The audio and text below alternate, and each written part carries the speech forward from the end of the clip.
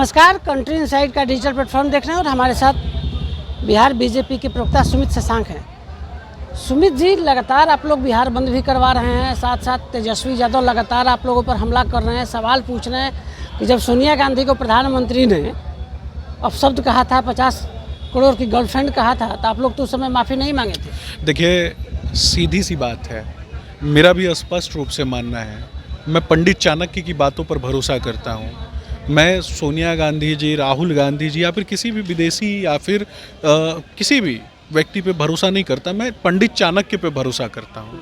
और पंडित चाणक्य ने कहा है कि विदेशी स्त्री के कोख से जन्मा हुआ अगर कोई बालक है तो वो राज्य के लिए संसाधन नहीं हो सकता, राज्य के लोगों की मूलभूत भावनाओं को नहीं समझ सकता।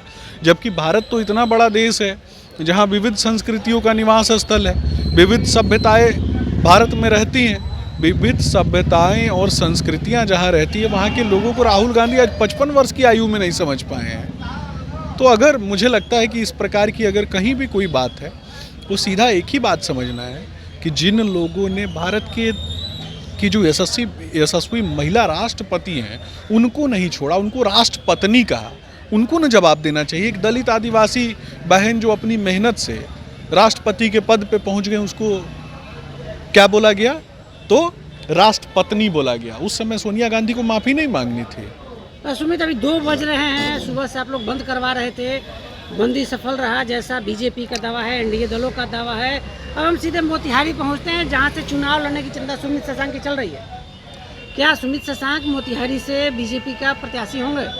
देखिए, भारतीय जनता पार्टी तय करती है, भारतीय जनता पार्टी में कोर कमेटी तय करती है और भारतीय जनता पार्टी के हमारे नेता तय करते हैं।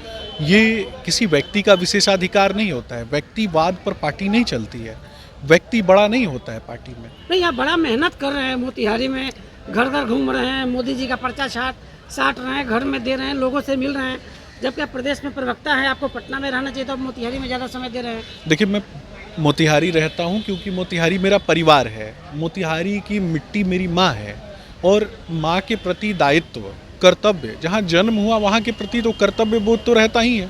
हजारों लोग मोतिहारी से जब पटना आते हैं उनको कहीं कोई चिकित्सीय आवश्यकताएं होती है, न केवल मोतिहारी में, दिल्ली में भी जब आवश्यकता होती है, तो ये मेरा दायित्व है। ये इसलिए नहीं है कि मुझे टिकट मिल जाए या फिर वोट मिल जाए, ये मेरा दायित्व है, कर्तव्य बोध है, इसलिए मैं काम करता हूँ। अब रही बात, मैं आपके चैनल के माध्यम से विभिन्न चैनलों पर भी देख रहा हूँ कि हजारों लोगों ने मेरे लिए मांग की।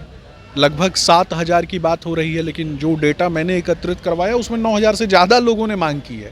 तो मैं सभी 9000 लोगों को, जिन लोगों ने मुखर हो करके मेरे लिए मांग की, निश्चित रूप से मैं उन सभी का तहे दिल से हार्दिक अभिनंदन करता हूं।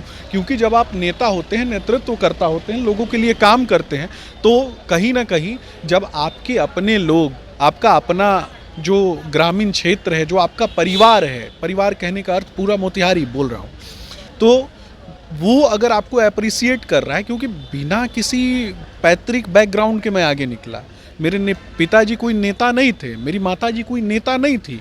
जब मैं मोतिहारी से निकला, मुझे याद है जेब में 2 बोतल पानी लेके निकला था कि बस प्यास लगेगा, तो रास्ते में कितने घंटे का सफ़र है पता नहीं था, और प्यास जो है वो लगी हुई रहती थी। मैं भावुक हो रहा हूँ बोलते हुए। दे रहा है, तो अगर नेतृत्व का आशीर्वाद मिला बीजेपी नेतृत्व तो चुनाव लड़ेंगे मोतिहारी? निश्चित रूप से तैयारी है, तैयार हूँ और चुनाव लड़ूंगा। और मोतिहारी की मिट्टी जो मेरी माँ है, जो वहाँ की माताएं बहनें हैं, उनके सम्मान के लिए, मिट्टी के सम्मान के लिए और मोतिहारी के लोगों के अभिमान के लिए लड़ाई, तो जब अगर पार्टी टिकट देती है तो निश्चित रूप से सनातन का भगवा ध्वज वहाँ पे लहराना है। राधा मोहन सिंह ऐसे बड़े सांसद हैं, 7 बार से जीते हुए सांसद हैं, आशीर्वाद लिए हैं? देखिए, व्यक्ति पर पार्टी नहीं चलती है, वो आदरणीय हैं। व्यक्तिवाद की पार्टी नहीं है।